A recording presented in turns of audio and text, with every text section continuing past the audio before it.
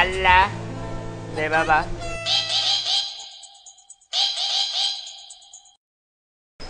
Hello, হ্যাঁ কই তুমি?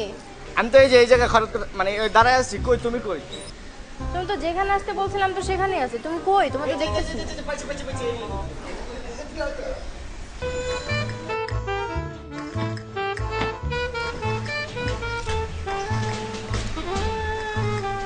কি হইছে?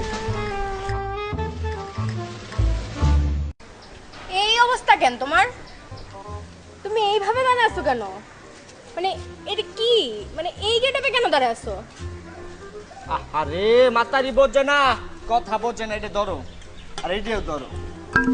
এই যে তুমি যে এত সুন্দর একটা গেট আপ মারিয়ে আসছো, নায়িকা ক্যাটরিনা কাইফ, তোমার একটা থালা ধরাই দিছে, একটা লাঠি ধরাই দিছে, তোমারও কিন্তু লাগে খয়রাতির মতোই, বুঝছো? এই গেট আপে থাকার একটাই রিজন হইতেছে কি, এই লকডাউনের মধ্যে তুমি যে কইছো মিট করতে, আমি যদি এই স্টাইলিশ চশমা পরি আর এই ক্যাপটা পরিয়ে বাইরে যাই, পুলিশ যে মোর পাশার মধ্যে কয়শো বাড়ি দেবে, এটা তো শুধু মুই আর পুলিশ বলতে পারবো, বুঝো নাই? কিন্তু মুই যে এই থালাটা আর এই লাঠিটা লইয়ে যে এখানে খারাই দিচ্ছি, পুলিশ বুঝবে যে মুই প্রেম করতে আইছি না খয়রাত করতে আইছি কোনটা? হ্যাঁ, সিস্টেম বুঝছো? এর লেগে এই গেট আপে আইছি, বুঝছো? হ্যাঁ, তোমার লেগে এইটা লইছি, বুঝছো? তুমি এইটা দিয়ে বিক্রি করবা, মুই এটা দিয়ে বিক্রি করবো। পুলিশ যখন দেখবা তখন কব আল্লাহ 2 টাকা বিক্রি দেন, 2 টাকা বিক্রি দেন। পুলিশ গেলে গাই মগো প্রেম প্রীতি শুরু হয়ে যাবে। পারবা না? করতে পারবা? এই তো কইছিলাম লকডাউনে মিট করতে হবে না, প্রেম করি ঘরে বইয়ে করি, মানলা না। যাই হোক ধরো, তবে 2 টাকা বিক্রি দেন, বুঝছো? কত?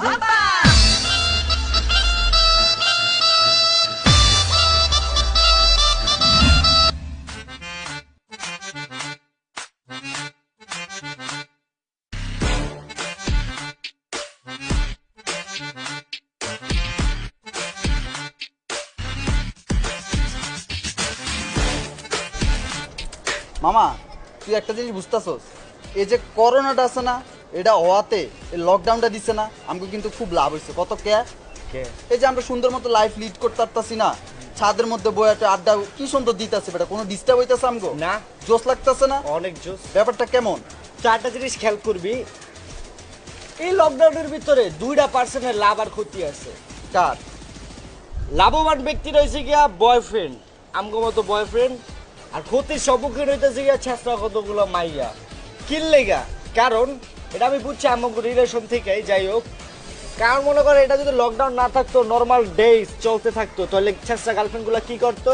ফোন একটা দিয়া, বাবু আমার ফোনে 10 টাকা ভরে দাও তো, বাবু আমার ফোনে 20 টাকা ভরে দাও তো। এছাড়াও আর কি করতো? বাবু আমি তো জীবনে কোনোদিন খাই নাই, আমি তো আঁকা আঁকা, আমার এই রেস্টুরেন্টে নিয়ে যাও, ওই রেস্টুরেন্টে নিয়ে যাও। বয়ফ্রেন্ডে মনে কর ছিঁড়া মুরগির মতো খালি চিলতো আর চিলতো, চিলতো আর চিলতো। লকডাউনটা হওয়ার কারণে কি হয়েছে? এর মনে কর যে যার বাসায় না চাইতে পারতেছে টাকা, না খাইতে পারতেছে রেস্টুরেন্টে, বুঝোস তাই? আর আমি তো পাইলে মনে কর একটা ফিরির দুম্বা, আমি সিদ্ধুরা মনে করো ঠিক নাই ছাগল, আর আমার ওই যে দুম্বা হয়েছে ইয়া মোটা। মাসে কয়দিন হয়? 1 মাসে 30 দিন হয়। আর ওর 60 দিন মনে কর ঝোলা ভরতে হইব। তাও বাবা যে কোনো রেস্টুরেন্টে যায় না, কম দামি না, পুরো দামি রেস্টুরেন্টে যায়। দামি রেস্টুরেন্টে যদি বার্গার দেয় না, মনে কর একটা রান দিল বার্গারের ভিতরে, ওর রান লাগবে না, ওর পুরো একটা মুরগি লাগবে। খারাপ কইতে থামাইস না, দুঃখের কথা আজকে সব কয়ে দেবো বন্ধু তোর কাছে। মনে কর পুরো একটা মুরগি খেয়ালায়, আরে খাওয়াইতে খাওয়াইতে খাওয়াইতে আমার তেনা হুগায় গেছে, আমি ঠিক হয়ে গেছি। কারণ ভাই কইতে দেন, কথা কইতে দেন, আজকে কথা কইতে দেন। মনে কর যে জামা কাপড় তো শুরু করে, আর 2 দিন পর পর এটা কি দুম্বার খাসি না? হ্যাঁ? হ্যাঁ, ট্রি দুম্বা খাসি, দুম্বার খাসি আমি না না, ওরে খাসি ভালোবাসি, হাসি, আমি তো ফাঁসি।